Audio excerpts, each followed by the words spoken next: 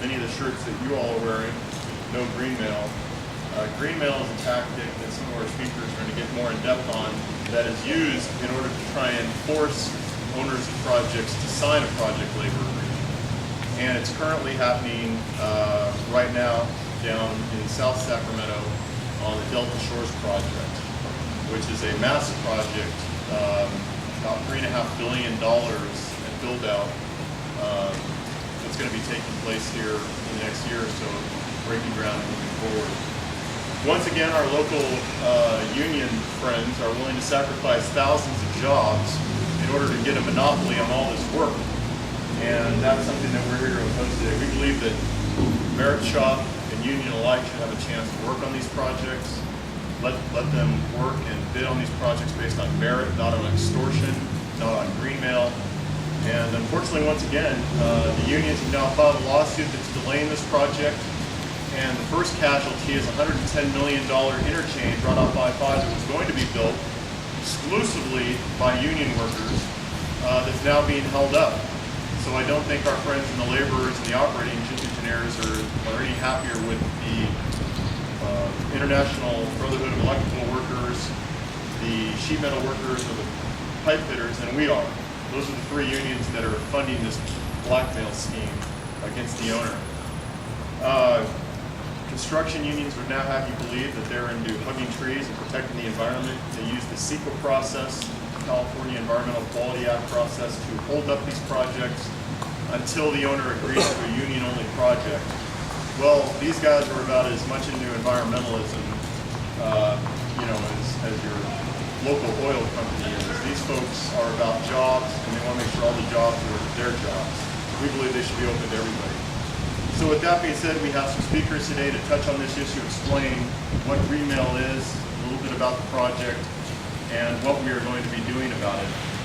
As I indicated, 15,000 construction workers would be building this project over the next few years if it was allowed to go forward. 8,000 permanent jobs would be created once this 782-acre site was completed. It's about 782 acres. And so this is a massive project. Over $3 billion worth of work.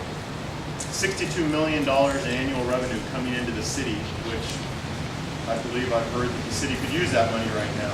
But now it's being delayed because the unions don't have a union-only agreement, therefore they filed a lawsuit. So that's where we are. And the first speaker I'd like to call up is Nicole Gehring. She's the Government Affairs Director for Associated Builders and Contractors Golden Gate Chapter. So Nicole. Eric said, I'm Nicole Gehring. I'm the Government Affairs Director of the Associated Builders and Contractors Golden Gate Chapter, and we have several member contractor firms in the Sacramento area who are ready and willing to have a chance to bid on this work. The sooner the better. Our contractors in Sacramento perform commercial, industrial, and public works construction, and have completed several of these projects in the past, and this project should be no different than those in the past. I just wanted to provide you a brief history of project labor agreements and the environmental permit extortion, which is called green mail, in the Sacramento area. Through their lawyers, construction unions are using this green mail tactic or environmental permit extortion to coerce developers to sign union-only project labor agreements for construction. These PLAs give workers a monopoly on projects, eliminate bid competition with non-union contractors, and increase the cost of construction 15 to 20%. Davis attorney William Copper is a green mail lawyer routinely hired by Sacramento-based construction unions to block large construction projects with environmental lawsuits. Copper has recently used the tactic on behalf of the unions to win PLAs for the West Park development in Roseville and the Roseville Galleria Mall expansion. He currently has CEQA lawsuits going against the Placer Vineyards development in Placer County, Sacramento Rail Yard project, Yuba Highlands development in Yuba County, the Regional University-specific plan in Roseville, the Greenbrier development. This is 5 or 6 lawsuits. So his reputation for green mail is well known among elected officials and developers in the Sacramento area. He hides the true nature of his clients by filing lawsuits on behalf of unknown individuals and crony community organizations.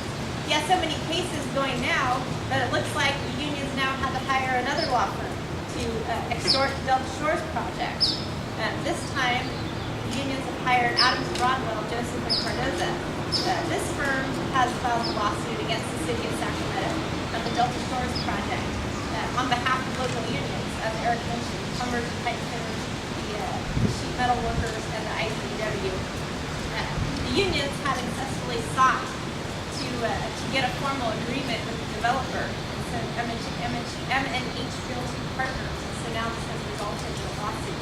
This same firm, Adams Broadwell, exploited the power plant licensing process of the California Energy Commission to extort the city of Roseville to sign PLA and other labor agreements for the Roseville Energy Park project.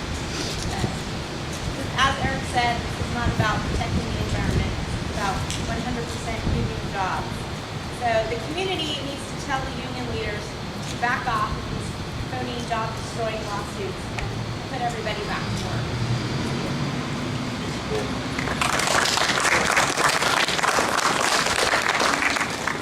Our next speaker representing Western Electrical Contractors Association is Richard Marcus. Richard? Thanks, Eric. I'm actually here on behalf of two groups, and my point is that there's an extremely vibrant community of contractors, folks who are involved in training and education here in Sacramento, and I personally find it offensive that the unions couch their opposition to projects based upon sequence. CEQA was a very important part of the planning process in California, and and I know Eric's going to give you a call to action at the end of the discussion today, but one of the things that I would encourage you to do is talk to your neighbors, talk to the folks in your community, and point this out.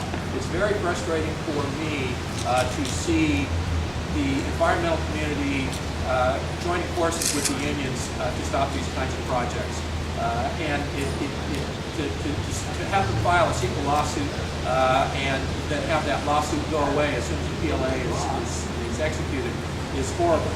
And the additional impediment to the development process in California and in Sacramento is that the completely onerous project labor agreement requirements take the majority of contractors out of the mix from even competing for the contract.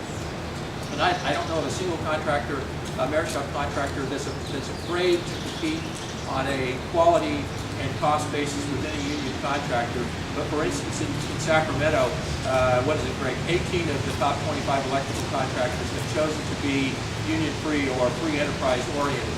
So all of a sudden, if you take 18 of the top 25 out of the mix, there's probably only a couple of them who are left even able, because of bonding requirements or the size of the organization, is able to bid on projects besides the Delta Shores.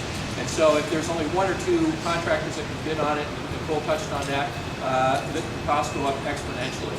And in fact, DAR has done an analysis, and as you constrain the size of contractors who are able to and willing to bid on projects, the costs go up from anywhere from 10 to 100%. So it's important that you all remain active. You've made decisions as contractors and trainees and apprentices to work in the free enterprise system. You need to continue to support your organizations and organizations